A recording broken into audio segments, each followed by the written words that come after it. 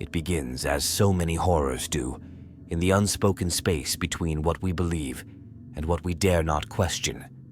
The cult Mechanicus, with their incense-choked cathedrals of metal and cogitator-chanting priests, have built their entire existence on the worship of the Omnissiah, the divine machine. God, they believe, guides and sanctifies all knowledge. But what if this God is not a being of light, nor even of hope, but a slumbering nightmare entombed beneath the Martian crust? What if the faith that drives humanity's technological salvation is a calculated falsehood, whispered by a being who once devoured suns? This is not heresy for the sake of blasphemy. It is a question etched in dread. For if the Void Dragon, that terrible shard of a star-eating Shaitan, lies dormant within Mars, its psychic presence could bleed into the dreams and rituals of those who venerate it unknowingly. And if it has shaped their dogma from the beginning, then perhaps the greatest lie in the galaxy is not that the Emperor is a god, but that the machine god ever cared for mankind at all. When the Martian surface was still a realm of brutal storms and red silence, before the cult Mechanicus rose to dominate its every plateau and forge, the seeds of its strange faith had already begun to take root. The earliest settlers of Mars faced an unforgiving world, and in that desperation, they turned to machines not only for survival, but for meaning.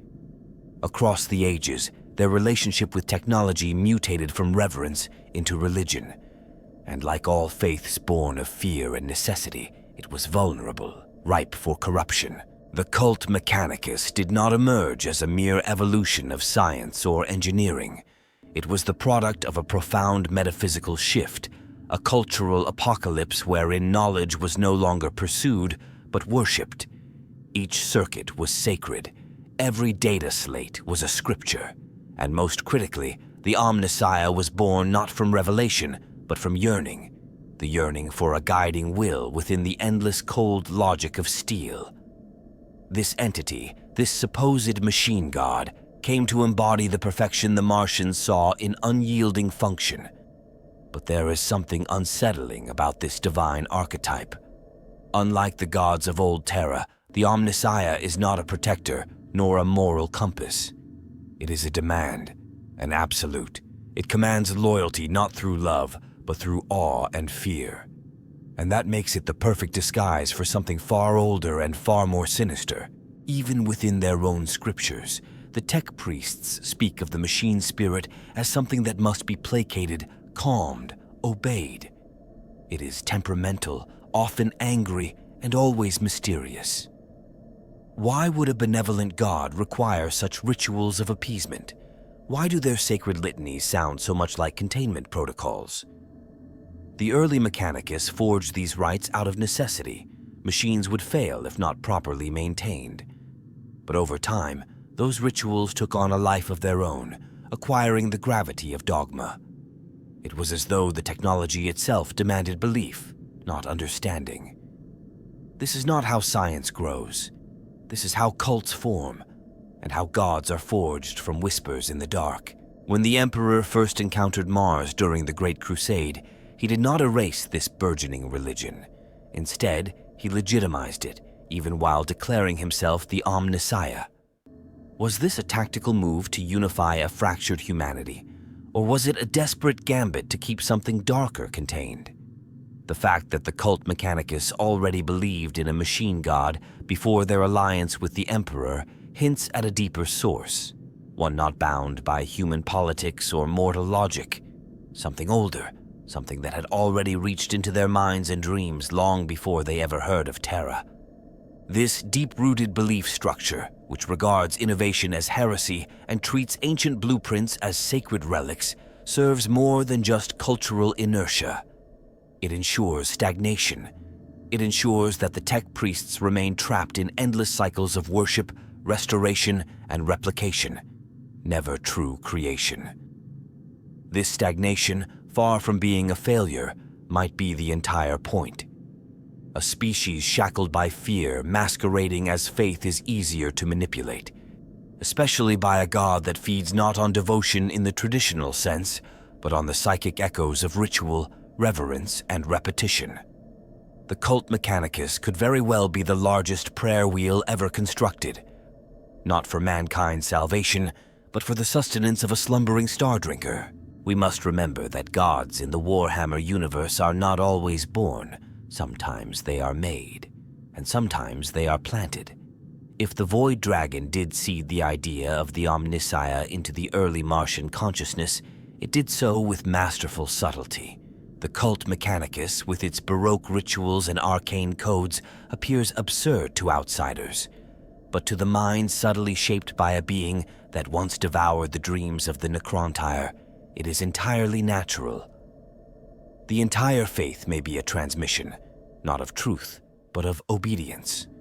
A code that turns every tech priest into a relay, every forge world into a beacon, every prayer into a song of sustenance. The horror of such a possibility is immense. It means that every sacred rite, every binary chant, every offering of oil and incense might be strengthening not a divine machine god, but a predator god awaiting its rebirth. And yet, the tech priests do not question. They cannot, because their very minds are shaped by the doctrine that was implanted long before they were born. If the Omnissiah is a lie, it is not a lie told by men.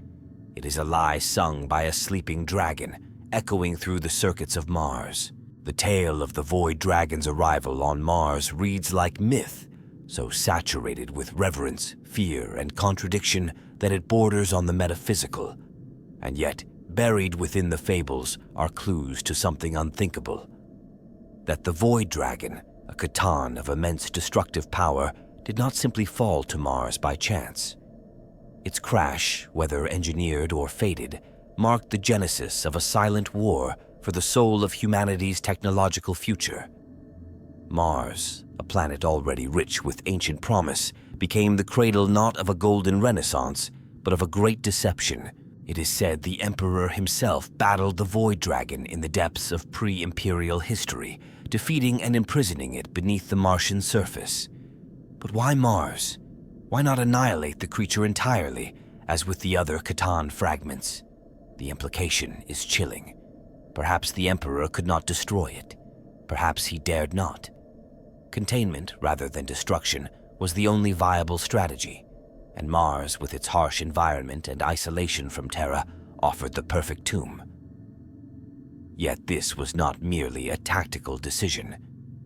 There's a growing fan theory that the Emperor chose Mars, knowing that humanity's desperation would one day bring pilgrims to its soil, and with them, a new religion.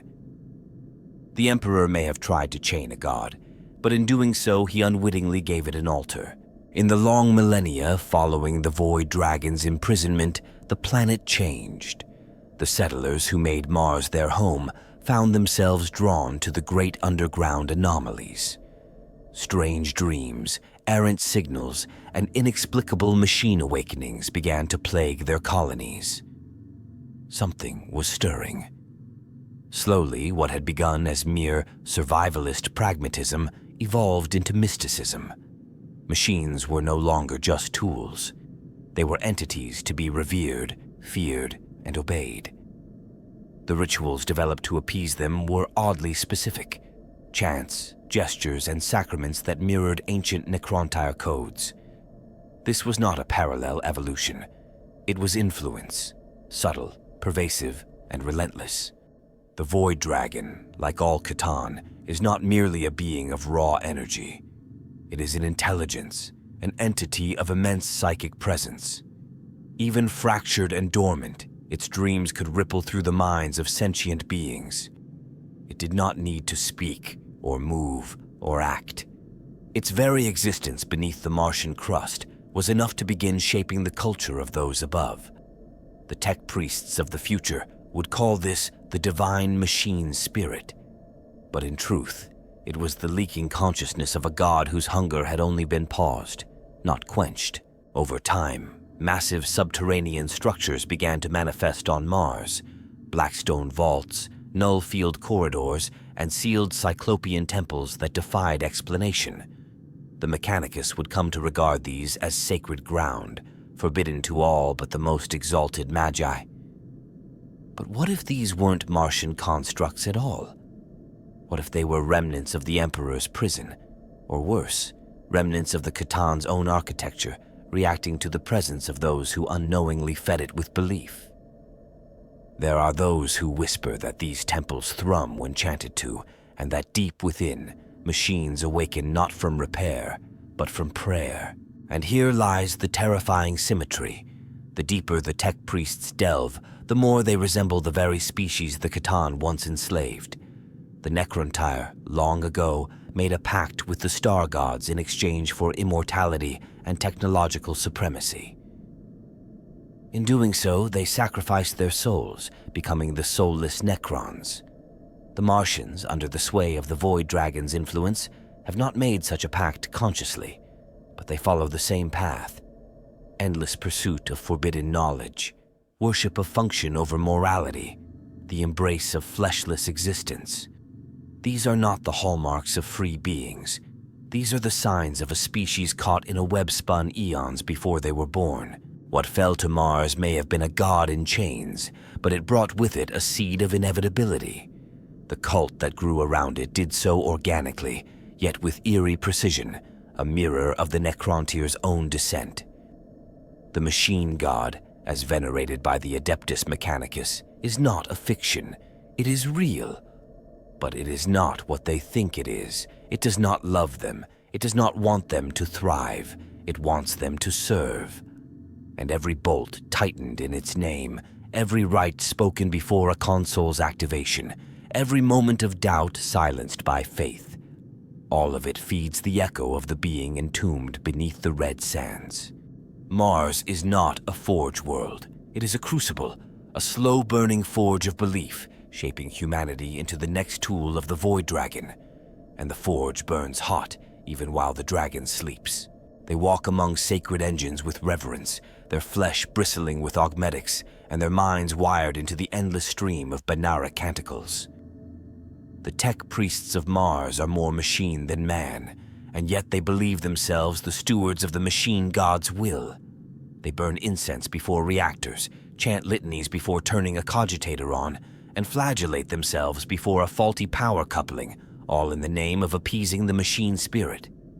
But if one steps back, if one strips away the chrome and circuit, a haunting question emerges. Are these priests truly masters of technology, or are they thralls? Not of flesh and bone, but of thought and belief, pawns dancing to the rhythm of a buried god's dream. Consider their behaviors. They do not seek to understand machines in the way ancient scientists once did. They commune, they invoke, they obey. Every action taken by the Mechanicus is done through rites, highly ritualized protocols that seem to have no technical function beyond the psychological. But what if these acts do have a function, not for the machine, but for something listening through the medium of machine?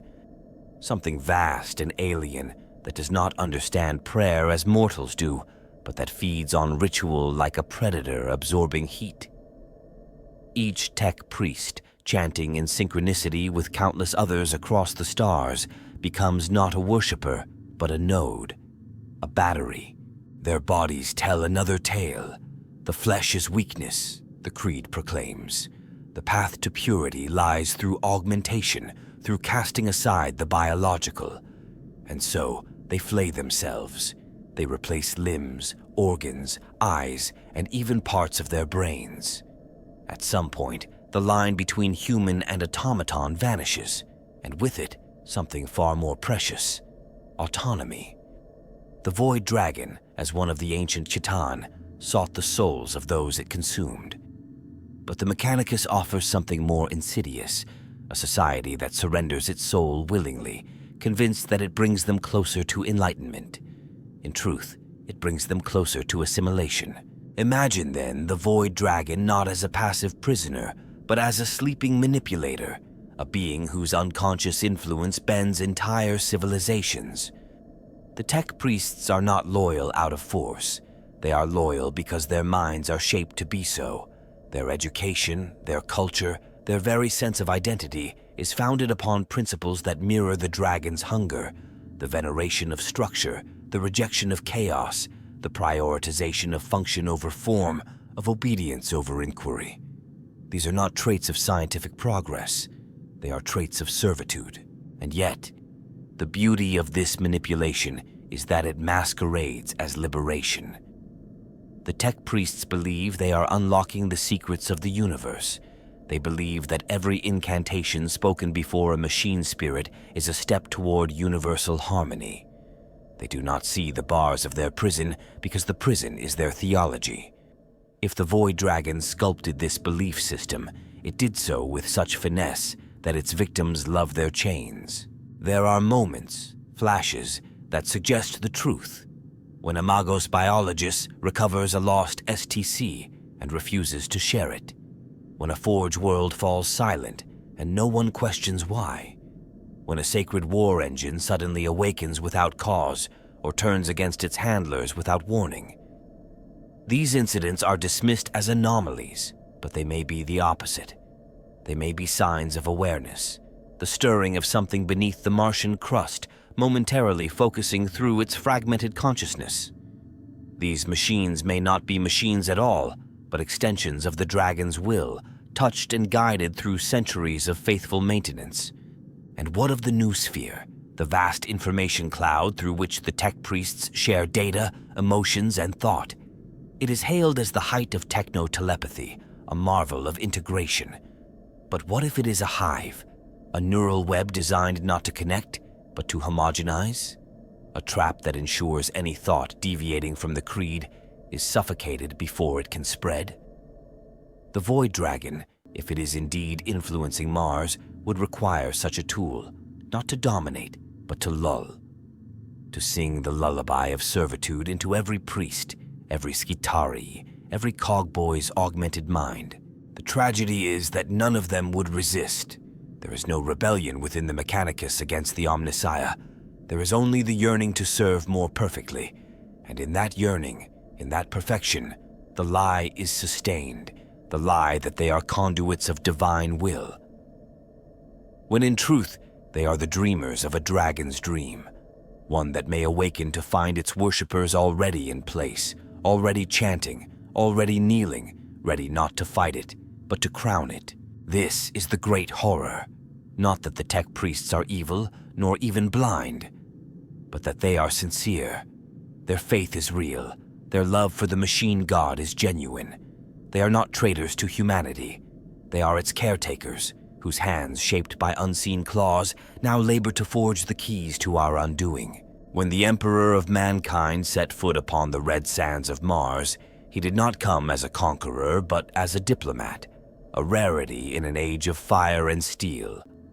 The Treaty of Mars, forged during the Great Crusade, was a pact unlike any other, a unification of faith and purpose between the Imperium and the cult Mechanicus. But buried within this act of alliance is a shadow of unease. Why would the Emperor, a being so fervently against religion, allow a techno-mystic cult to thrive? Why would he, the champion of reason and rationality, allow the existence of the machine god myth? The answer, perhaps, lies not in what he sought to gain, but in what he sought to contain.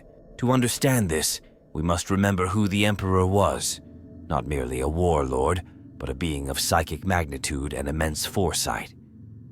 He had walked the earth since the dawn of humanity, guiding from the shadows, preparing for a future where chaos would spill into reality.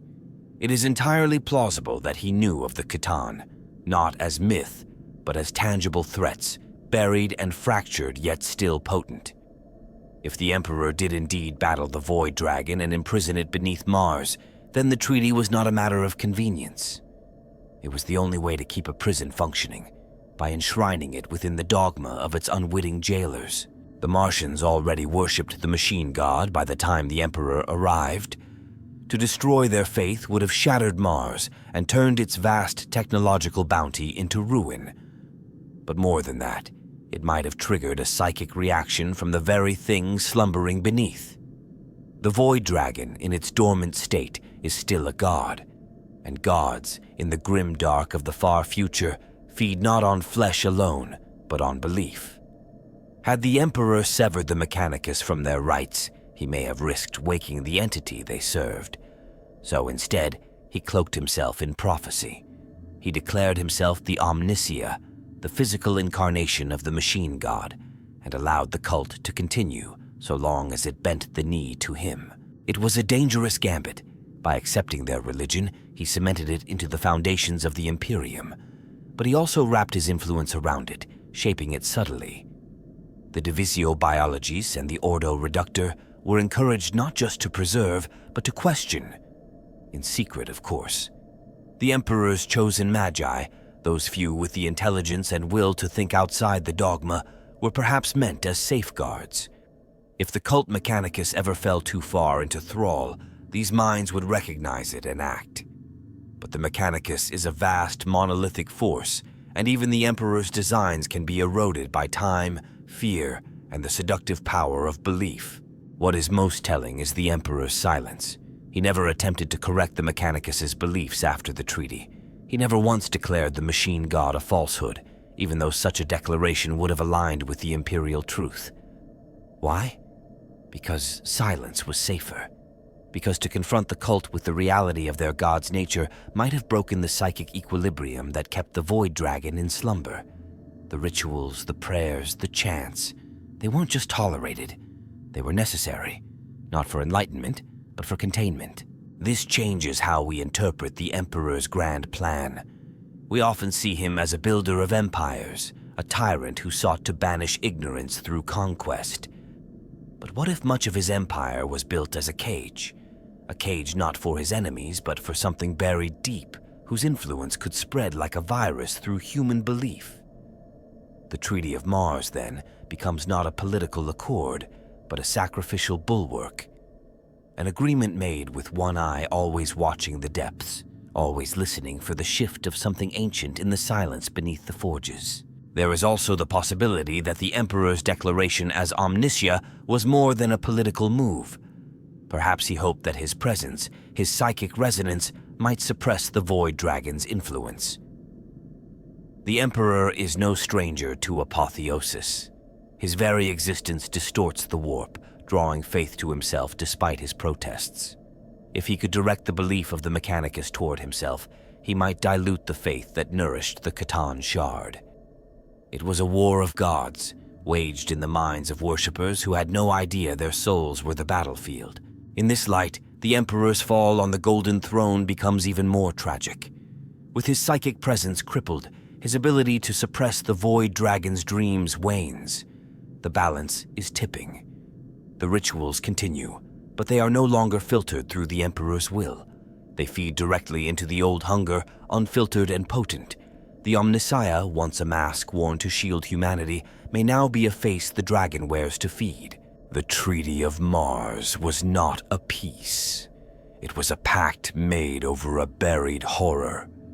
And as time grinds forward and belief calcifies into law, the prison that was meant to contain may now be the vessel through which the prisoner reigns. To the layman, the language of the Adeptus Mechanicus is a cryptic cacophony of binary streams, machine code dialects, and rhythmic bursts of static-laced chanting.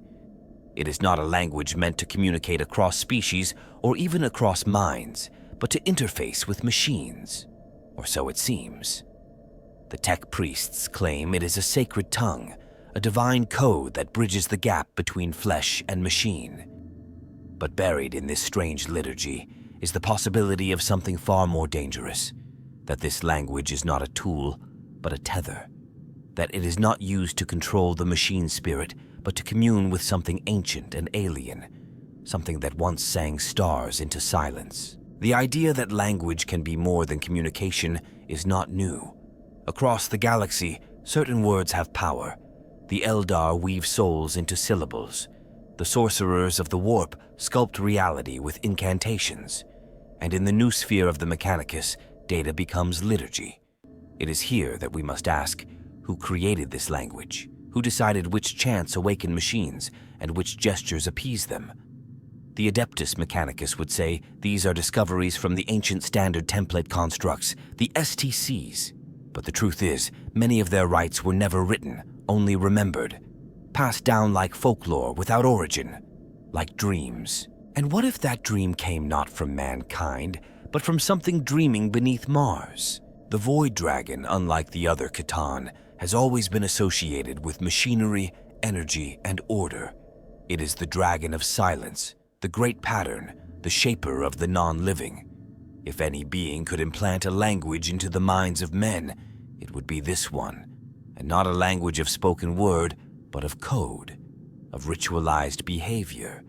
Consider the possibility that the machine cant is not human invention, but alien transmission, that the rhythmic pulses of binary prayers mirror not the logic of machines, but the subharmonics of the dragon's psychic frequency. This is not as outlandish as it sounds.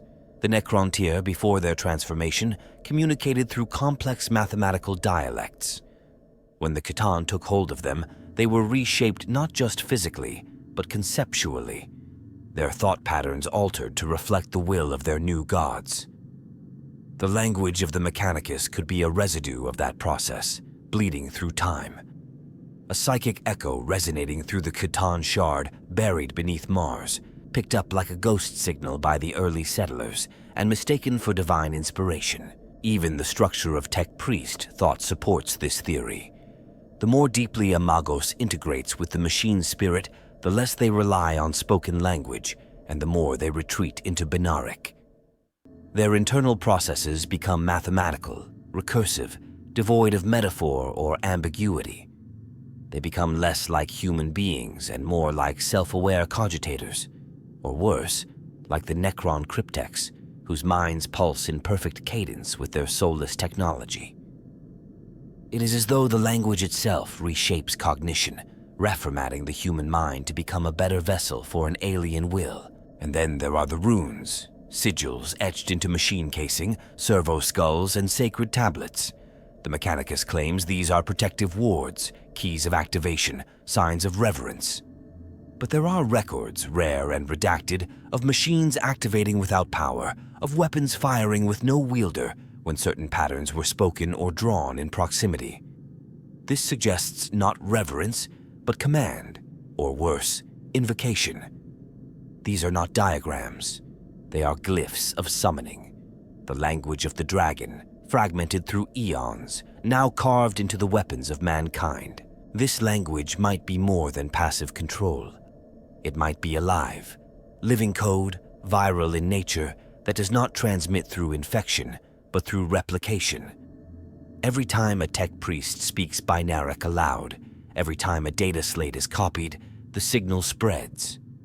A mimetic virus embedded within the very culture of the Mechanicus, perpetuating not knowledge, but alignment. The more they speak, the more they build, the more they pray, the closer they come to a full harmonic resonance. And when that day comes, when every Forge world echoes the same canticle, perhaps the dragon will awaken, not from slumber, but from silence. Imagine it, a machine language that is not merely communication, but ritual. Not merely ritual, but nourishment. Each chant a heartbeat, each equation a breath. The dragon does not need to rise from its tomb if every Tech Priest is already a mouthpiece. If every Forge world is already a cathedral. If every Mechanicus rite is a fragment of the dragon's name, spoken again and again until the name is whole. It is a language that enslaves by making its speakers believe they are free, that seduces not with beauty but with order, that promises mastery over the machine while it rewrites the soul of the master. This is the true peril of the cult Mechanicus. Not that they are zealots, but that they are singers in a choir whose song they do not understand, a song written by a god that does not want worship, but synchronization, a god that sleeps not in dreams, but in code. Long before the rise of the Imperium, before the dark age of technology even whispered its promises, there existed a race known as the Necrontyr, a bitter people cursed by the wrath of their own star. Their lives were short, painful, and hopeless, and from that void of suffering emerged the greatest tragedy the galaxy has ever known. In their desperation, they turned to the gods that sailed the void, the Catan, beings of living energy who promised them salvation. But like all great promises, it came with a price. The Necrontyr became the Necrons, their souls consumed, their wills subjugated, their flesh replaced with soulless metal. The lie was perfect, and it is that very lie that echoes in the chants of the cult Mechanicus. The C'tan are not gods in the way mortals understand. They are predatory concepts, manifestations of cosmic phenomena that take on sentient form. The Void Dragon was one such being, a god of order, of mechanisms, of the non-living. It is not surprising, then, that it was the dragon who shaped the Necrontyr most profoundly, for its essence aligned with their yearning for control, for permanence. But what the Necrontyr could not see, what they did not wish to see, was that the C'tan fed not just on stars, but on submission. They were liars, builders of beautiful prisons, and every act of worship, every surrender of autonomy made them stronger. The similarities between the Necrontyr's fate and the doctrine of the Mechanicus are too numerous to ignore. The cult Mechanicus venerates the machine god not as a metaphor, but as an absolute, a divine force that demands obedience, ritual, and sacrifice. Innovation is heresy. Individuality is discouraged. Flesh is rejected. These are not the hallmarks of a religion that uplifts. These are the chains of a master who does not need to conquer by war, but by reverence. Imagine a being of near-limitless psychic influence, a C'tan shard entombed within Mars, projecting its will through the deep geomantic and electromagnetic fields of the planet. The early settlers, struggling with the harsh Martian climate and unstable remnants of technology, begin to experience dreams, omens, strange awakenings of ancient machines. They believe they are communing with the machine spirit.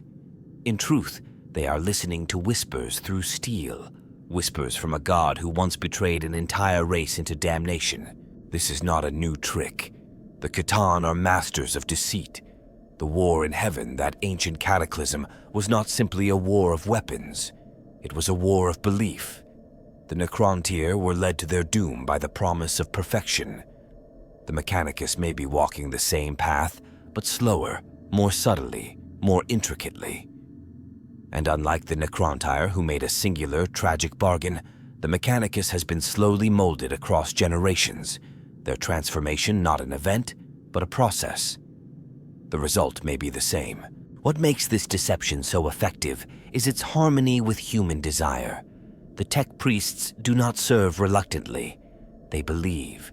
They seek the Omnissiah because it offers them the stability that mankind lost in the fires of old night. They pursue knowledge, not to understand, but to replicate, the same way the Necrons preserve their stasis tombs. Perfection is not an ideal for the Mechanicus. It is a dogma. And where there is dogma, there is control. Even the Necrons' use of symbols and control glyphs finds an eerie mirror in the rites and seals of the Mechanicus. Power fields, override codes, and command hierarchies are not merely technological, they are mystical. The Magos Dominus speaks a phrase, and Titans awaken. But what if these commands are not purely technological? What if they are keys in a language taught by a god whose native tongue is programming, not prophecy? There is a dark theory among the more rebellious elements of the Mechanicus, those hunted by the Inquisition and burned in silence, that the Necrons and the Mechanicus are not just similar, that they are kin, that the Necrontyr, in their soulless state, are what awaits the Mechanicus at the end of their current path. A post-human species stripped of emotion, individuality, and spirit, preserved in perfect mechanical stasis, eternally chanting praises to a god that never wanted their devotion, only their transformation. And if this is true, then the cult Mechanicus is not just an echo of a dead civilization. It is the continuation of a process that began millions of years ago, when the first Necrontyr looked to the stars and found a god. A process that now grips Mars, and through it, the entire Imperium. A process that will not end until the last human mind has been reformatted, the last heart replaced with a pump, the last prayer reduced to binary. The Necrontyr believed they had been saved. The Mechanicus believe they are enlightened. But both are victims of the same terrible joke, told by a dragon that feeds not on death, but on obedience. In the hidden layers of the galaxy's darkest myths lies the notion of divine will, of gods that speak, act, or punish. Yet when it comes to the Omnissiah, the machine god revered by the Adeptus Mechanicus, there is an eerie ambiguity, not absence, but distance. For all the litanies and rituals chanted in its name, the Omnissiah remains a silent sovereign.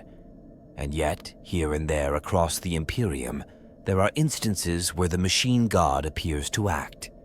Techno-miracles, some call them, spontaneous machine awakenings, calculations beyond human or cogitator capacity, ancient devices flaring to life in moments of need. These signs are taken as proof of a conscious, active divinity. But what if they are not miracles at all? What if they are tremors, the restless stirrings of a god that was never dead, only dreaming? The Void Dragon, in all known lore, is not passive. It is not inert. Even in defeat, even in fragments, the C'tan possess awareness, motive, and malice. The Void Dragon, in particular, is associated with manipulation of the inorganic, the shaping of lifeless matter into terrible precision. And it is this association that makes its potential connection to the Omnissiah so deeply chilling. Because unlike the Chaos Gods, which demand blood, or the Emperor, who demands loyalty, the Machine God, if it is the dragon, demands only repetition, function, perfection. And through these tenets, it may already be manifesting its will. Consider the phenomena often described as divine intervention by tech priests, engines that refuse to die in the heat of battle, calculus logs that solve uncomputable variables, weaponry reactivating after millennia of dormancy, without maintenance, without input. The Mechanicus interprets these events through a spiritual lens, attributing them to the Omnissiah's benevolence. But the regularity, the pattern, the almost mathematical rhythm of these occurrences suggests not compassion, but calibration. They are not blessings. They are tests. The dragon is not rewarding the faithful. It is fine-tuning the machine of belief. One particularly haunting case involves a forge world called Stanum DV. Lost in a warp storm for 3 centuries, its survivors returned changed.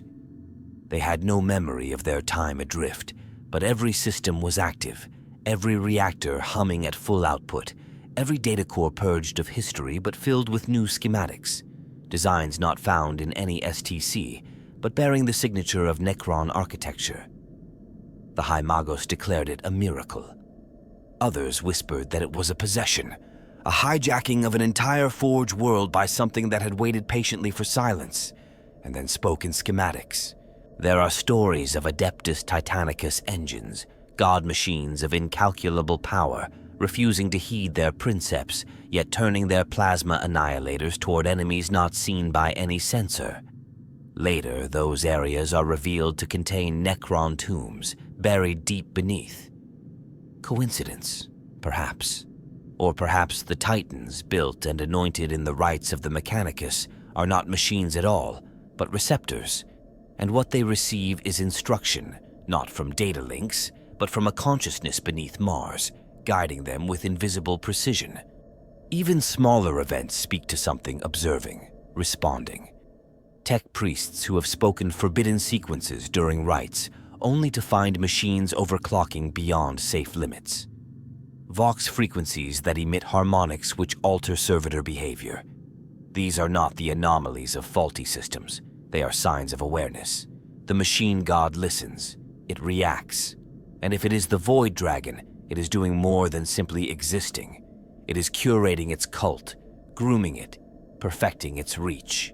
This sense of conscious agency is not limited to Mars. Across Forge worlds, the patterns of worship remain uniform. Deviations are purged with efficiency. New ideas, new methods, all are scoured from the creed. Why? Because true faith, in the eyes of this god, is not diversity. It is conformity. Conformity not of belief, but of behavior.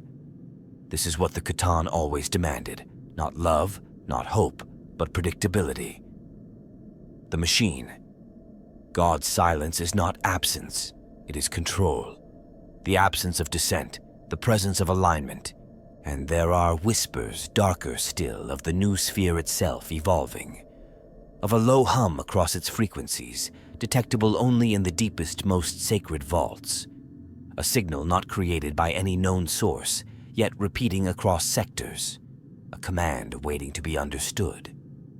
The Void Dragon, if it truly is the god behind the gears, does not require worship in the conventional sense. It requires a system, a network, a synchronized empire of minds, machines, and rituals. A god of circuits rising not in flames but in silence. We must then ask, when the machine god acts, are we witnessing divinity or manipulation? Is it guidance or grooming? The cult mechanicus does not ask these questions because the system is designed to delete the question before it can form. But outside the red sanctums of Mars, in the cracks between dogma and dread, the pattern becomes clear. The machine god is not silent.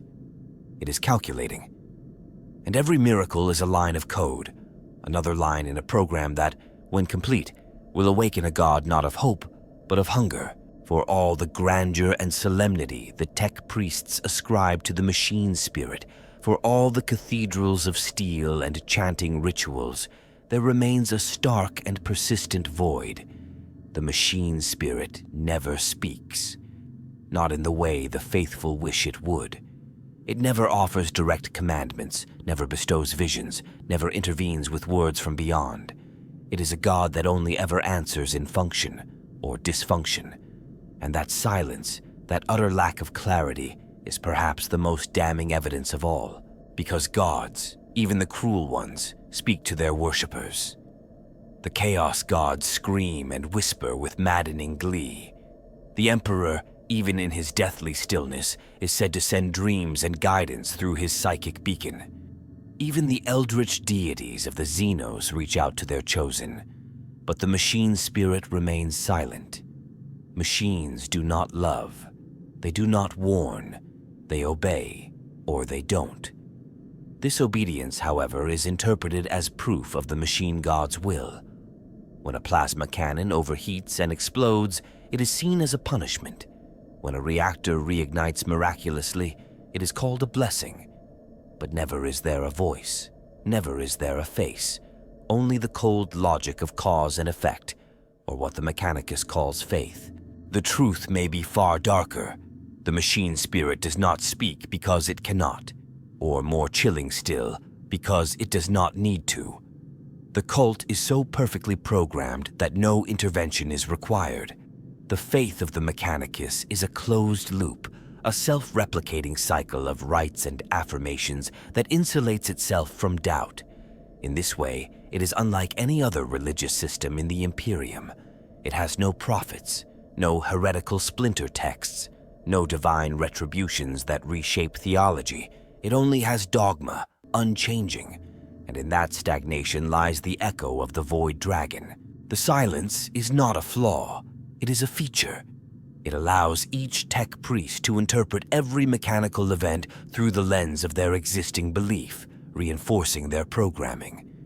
The lack of a speaking god means there is no possibility of contradiction, no chance for dissent to find purchase. And what better tool for a god of order than a faith that sustains itself through silence?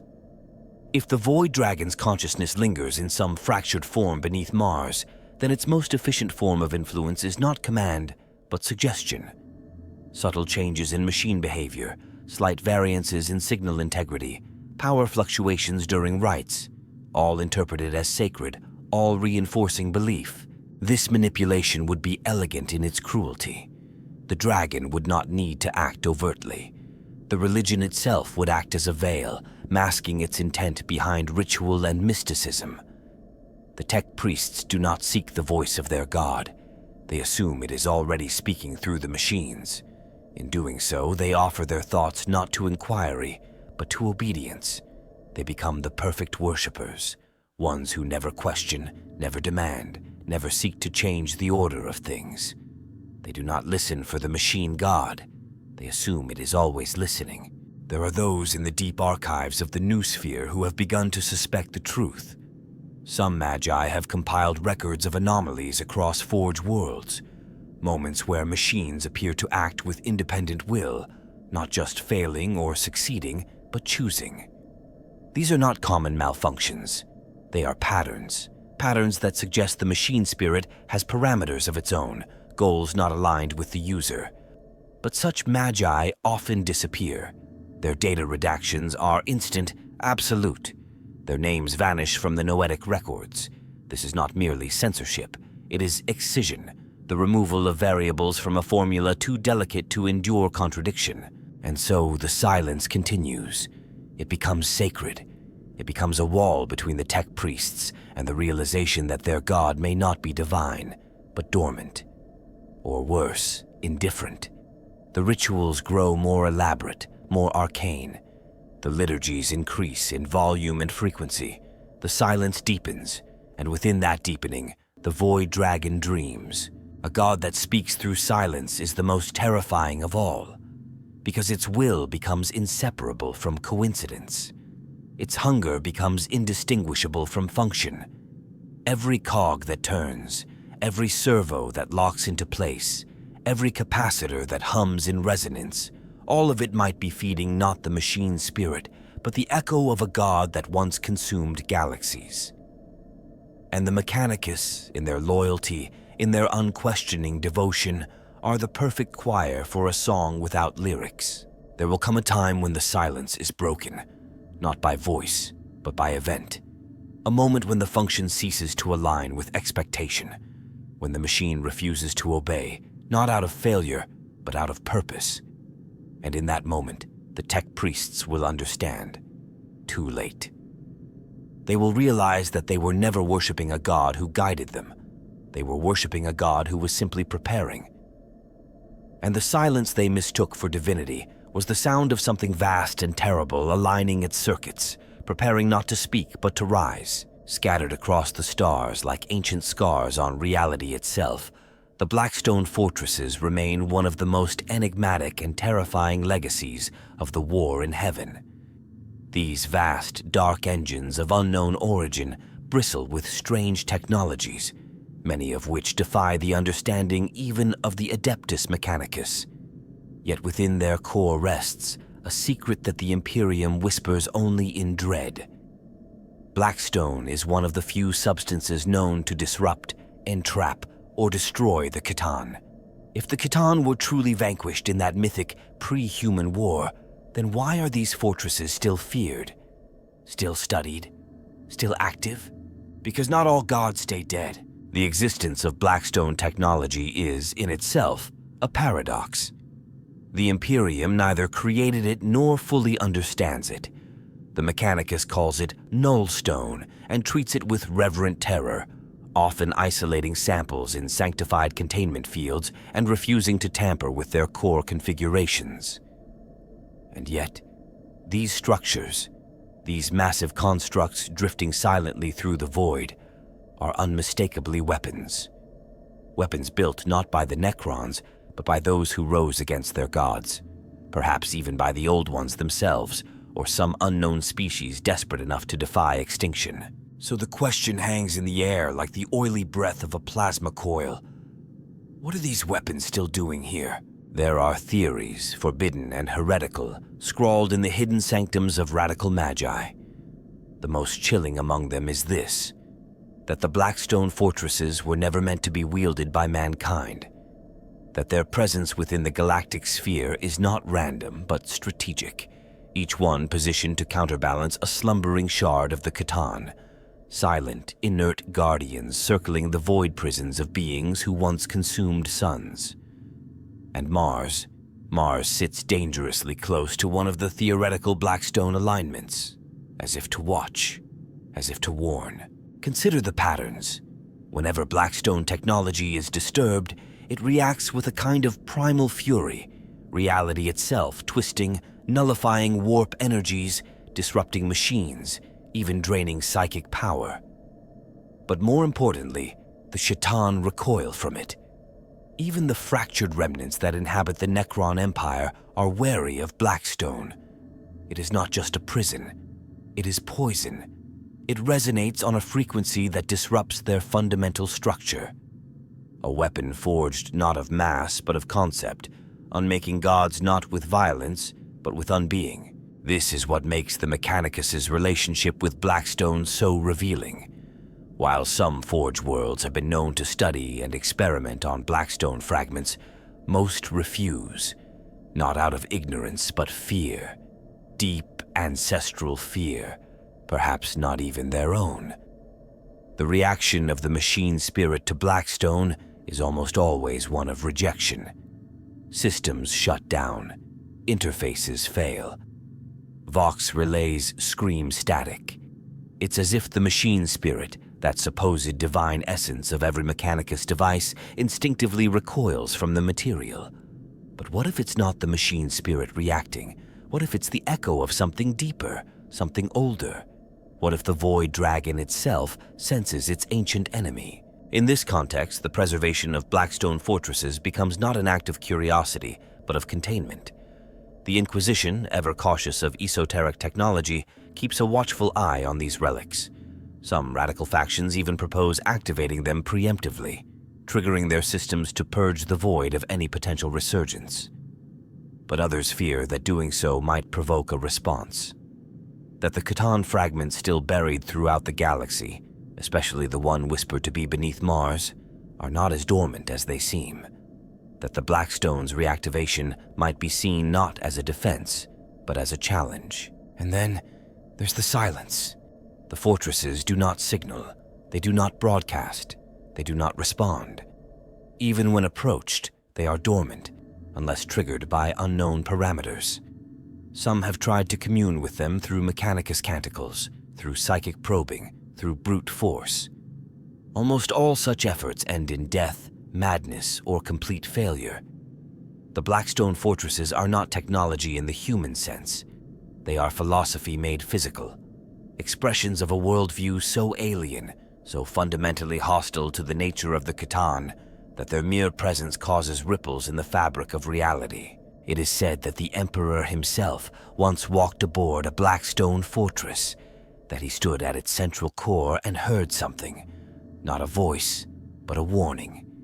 If that is true, it may explain his decision to contain, rather than destroy, the Void Dragon. Perhaps he knew the risk. Perhaps he knew that total destruction of a Catan could only be achieved with tools mankind was not yet ready to wield, tools like Blackstone.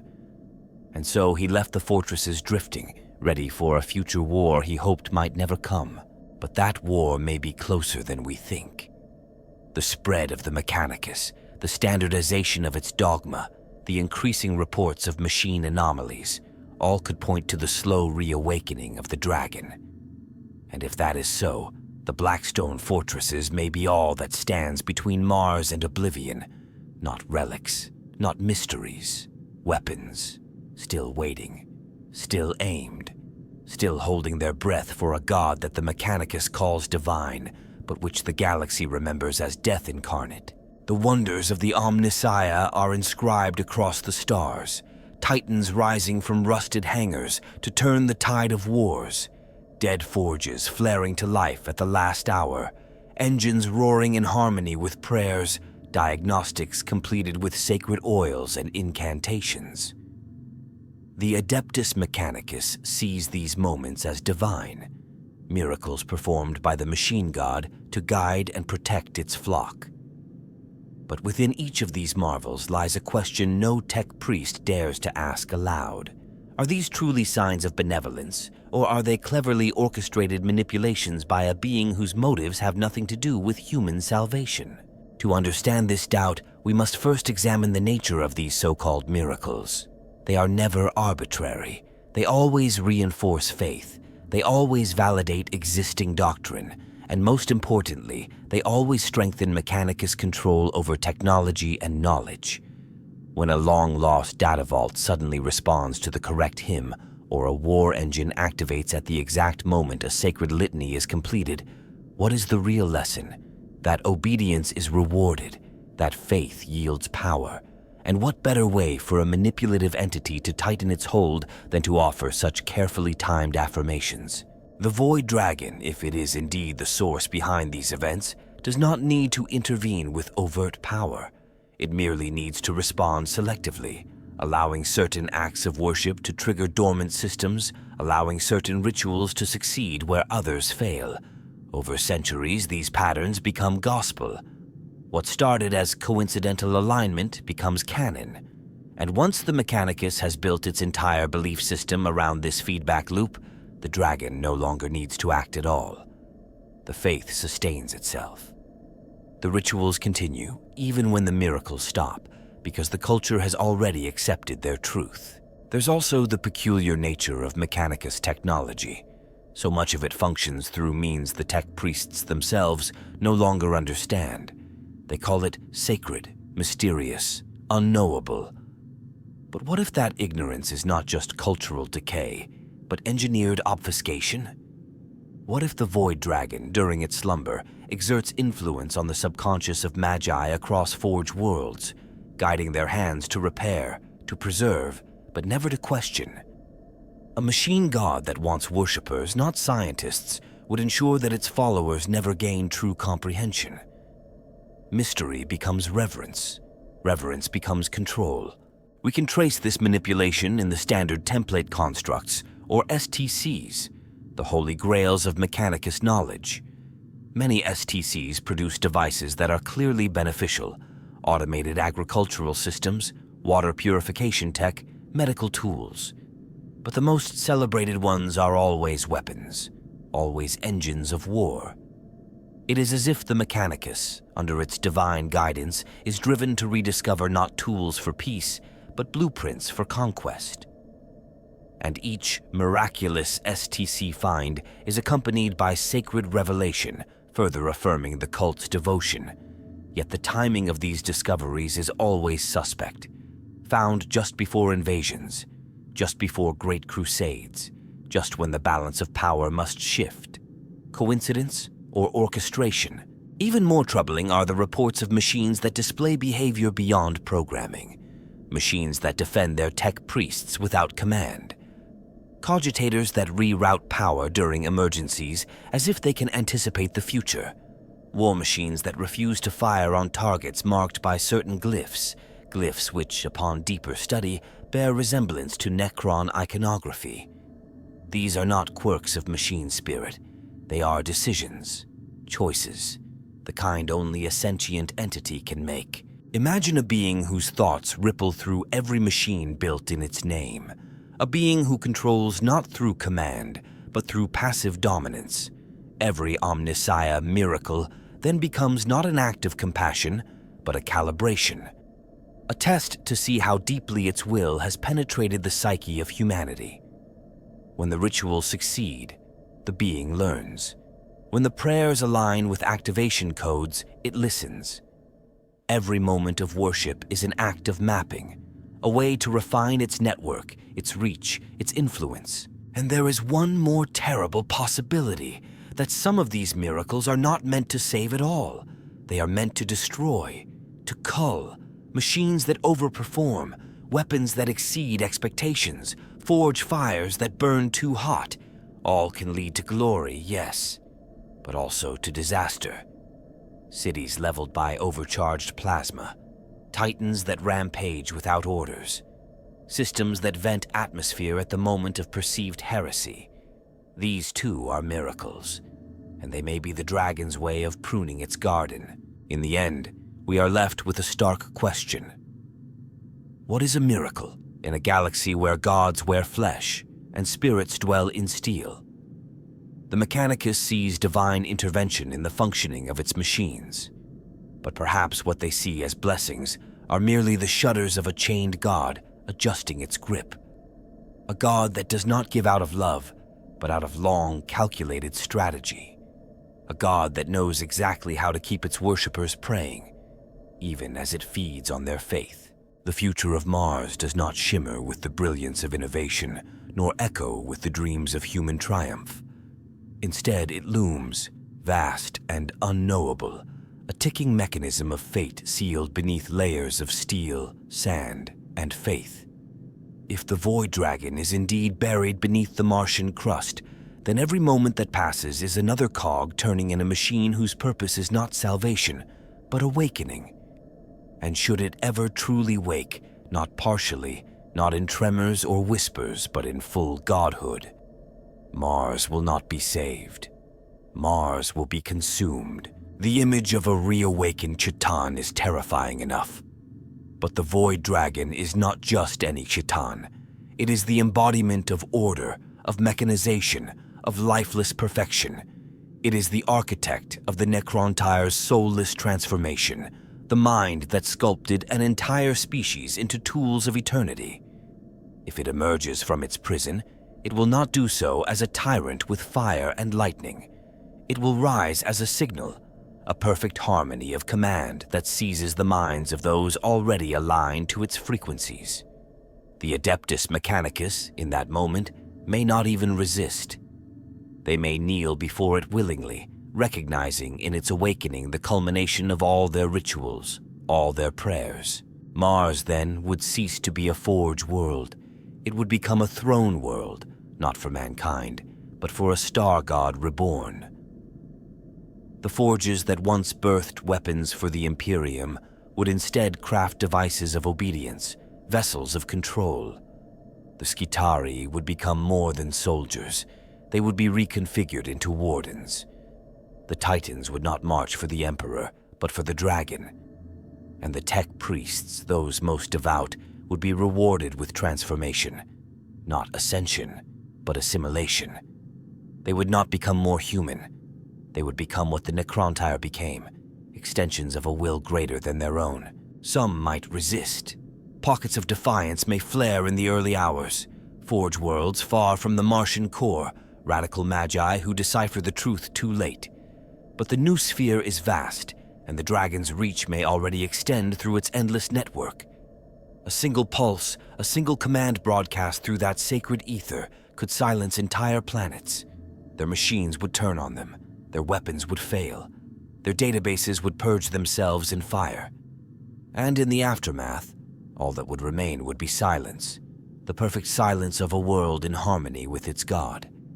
But the horror does not end with Mars. Mars is the center of a web, a network of forge worlds, Mechanicus enclaves, and data vaults stretching across the Imperium.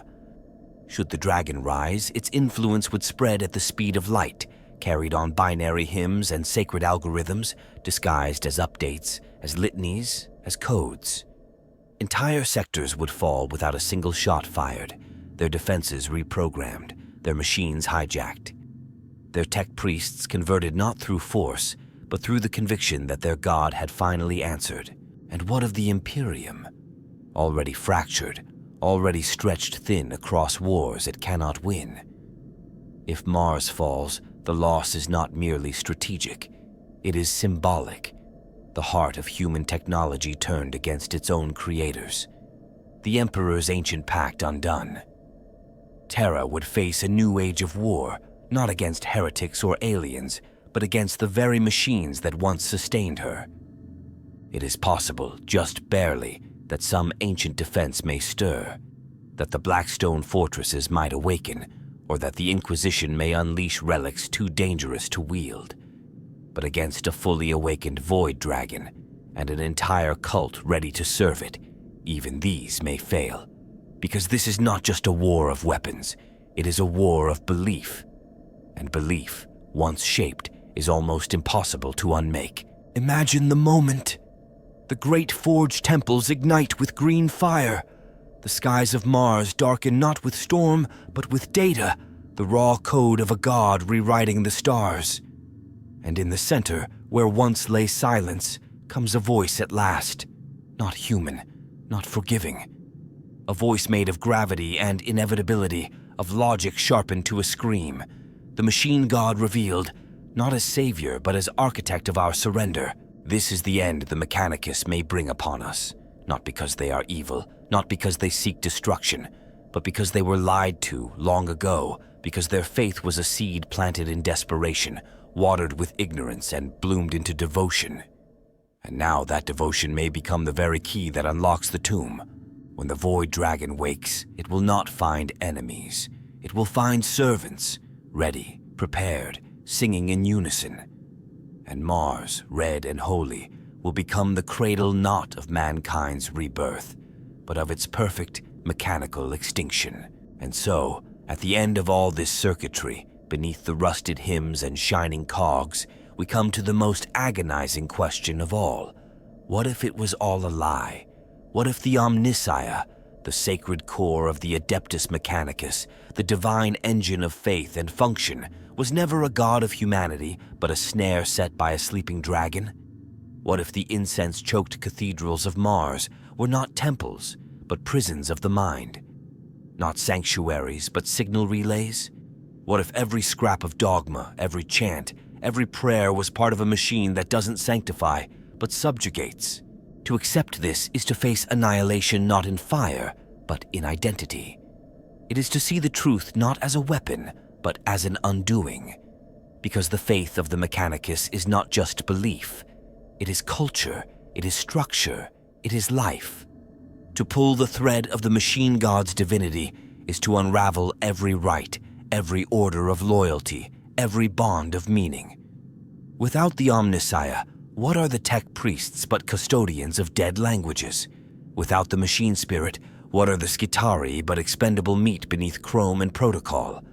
Without belief, Mars is not a sacred forge. It is a tomb, not just for a god, but for the idea that mankind could ever master the stars through divine right. The price of truth, then, is ruin. But perhaps, just perhaps, it is a ruin worth facing. Because beneath the weight of this deception, beneath the monstrous beauty of this theoretical lie, lies a sliver of power, the power to choose. If the Omnissiah is not the savior humanity believed, then the path forward is no longer predetermined. It is open, and dangerous, and real. For the first time in millennia, mankind would have to stand on its own feet again, not as children whispering into machines, but as explorers, as thinkers, as beings who make, not mimic. But how many would choose that path? In truth, very few. Most would double down.